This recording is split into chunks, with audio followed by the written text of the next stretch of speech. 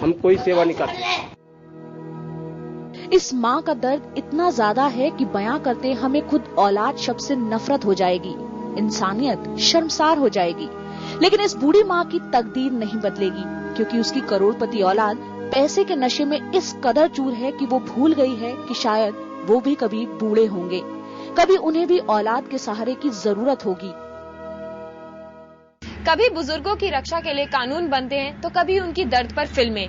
एक ना एक दिन हम सबको बूढ़ा होना है, तो फिर क्यों हम अपनी जिम्मेदारी से भाग रहे हैं, क्यों उस सच से पीछा छुड़ा रहे हैं जिसे हमें भोगना ही पड़ेगा। अनिल अत्री के साथ साक्षी खन्ना, दिल्ली IBN 7।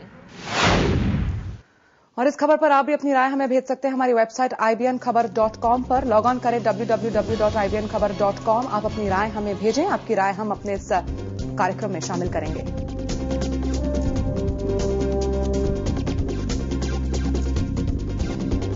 और इसी मुद्दे पर बातचीत करने के लिए स्टूडियो में हमारे साथ हेल्पेज इंडिया की डिप्टी डायरेक्टर अनुपमा, साथ ही में मौजूद है मेरी सहयोगी साक्षी खन्ना। साक्षी, आपकी रिपोर्ट से साफ होता है कि कहीं ना कहीं इस बूढ़ी मां का किसी को जरूरत नहीं है, सबने छोड़ रखा है और चाहते हैं कि जल्द से जल्द ये मर जाएं और इनकी जमीन के ऊपर और इनके घर के ऊपर कब्जा कर लिया जाए।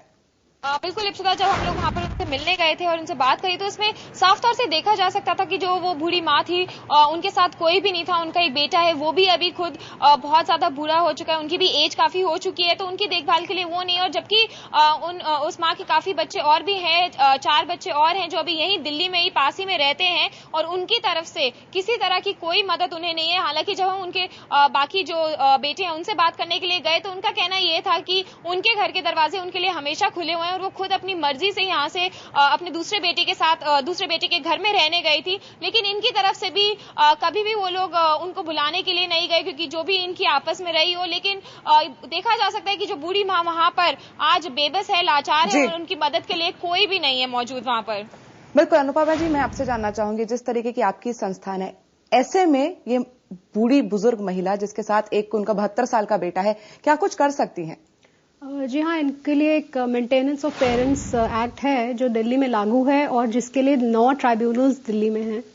और ये जहाँ रहती हैं उस डिस्ट्रिक्ट, रेवेन्यू डिस्ट्रिक्ट में एक इनका जरूर वहाँ ट्राइब्यूनल होगा, उससे अप्रोच कर सकते हैं। ये इनका बेटा कर सकता है, इनके बिहाफ पे कोई और ऑर्गेनाइजेशन या इंडिविजुअल भी कर सकते हैं।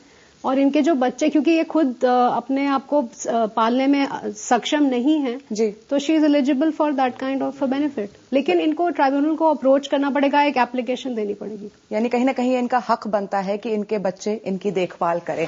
तो इस बुजुर्ग माँ को दुख देने वाले सिर्फ उसके अपने ही नहीं है, बल्कि आपके और हमारे जैसे लोग भी हैं जो उसकी मजबूरी का फायदा उठा रहे हैं। माँ चीख चीख कर अपनी औलाद को दोष दे रही है, वहीं औलाद को माँ की बात से इत्तेफाक नहीं। आखिर कौन है माँ की इस हालत के लिए जिम्मेदार?